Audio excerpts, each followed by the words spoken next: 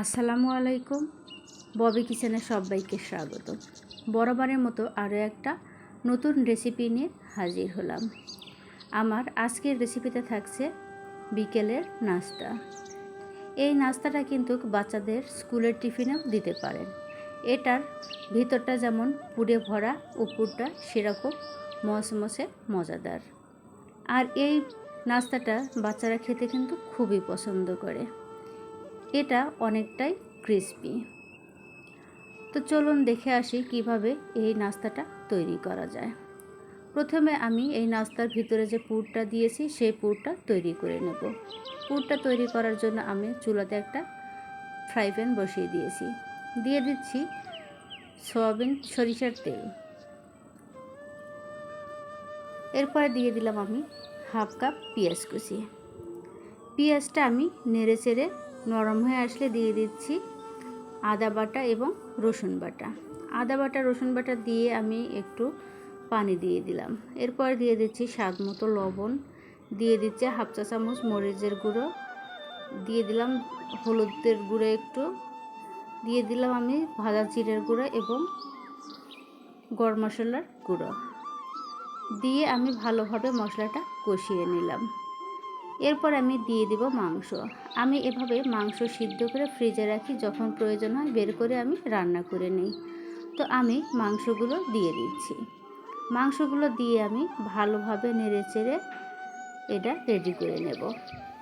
তো আমি অল্প একটু পানি দিয়ে দিচ্ছি। পানি দিয়ে আমি ভালোভাবে এটা কষিয়ে রান্না করে নেব। তো দেখতেই পাচ্ছেন পানিটা শুকিয়ে গেছে, আমার কিন্তু পুরটা রেডি হয়ে গেছে। তো আমি পুরটা একটা সাইডে রেখে দেব। তো এরপরে আমি একটা বাটি নিয়েছি, বাটিতে আমি 2টা ডিম নিয়েছি। অল্প একটু লবণ দিয়ে ডিমটা ভালোভাবে ফেটিয়ে নিচ্ছি। এটা খুব ভালোভাবে ফেটিয়ে নিতে হবে। তো এরপরে আমি এখানে নিয়েছি পাউরুটি। আমি বড় সাইজের পাউরুটিগুলো নিয়েছি। তো এই পাউরুটিগুলো আমি কেটে নেব।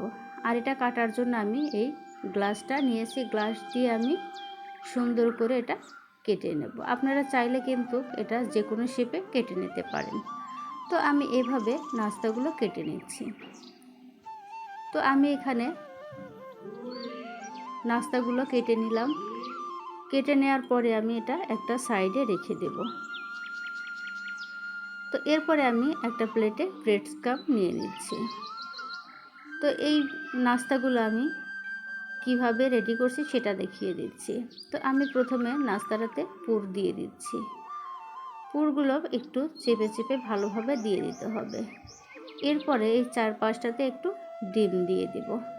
এই ডিমটা কিন্তু আঠালোর কাজটা করবে। তো ডিমটা দেওয়ার কারণে কিন্তু আমি যে আরেকটা পাউরুটির টুকরো বসাবো সেটা চেপে থাকবে। তো আমি চারিপাশে এটা দিয়ে দিচ্ছি। এই কাজটা কিন্তু খুবই ভালোভাবে করতে হবে। তো আমি যে আরেক টুকরো পাউরুটি নিয়েছি সেটাও কিন্তু একইভাবে আমি চারপাশটা এভাবে ডিমের মিশ্রণটা লাগিয়ে নেব। তো আমি খুব ভালোভাবে ডিমের মিশ্রণটা লাগিয়ে নিচ্ছি। তো এরপর আমি উপরটা দিয়ে ভালোভাবে একটু চেপে চেপে নাস্তাটা সেট করে নেব। তো এভাবে সেট করে নিলে কিন্তু এটা আর খুলে যাবে না, খুব সুন্দরভাবে এটা লেগে থাকবে।